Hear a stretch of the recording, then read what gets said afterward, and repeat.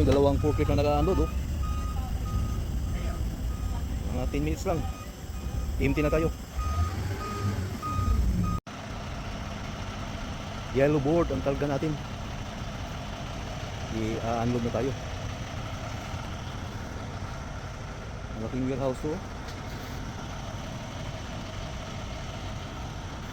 Mayroong purple board. Iba-ibang klaseng board to. May blue. Ayan na ang mag-unload sa atin.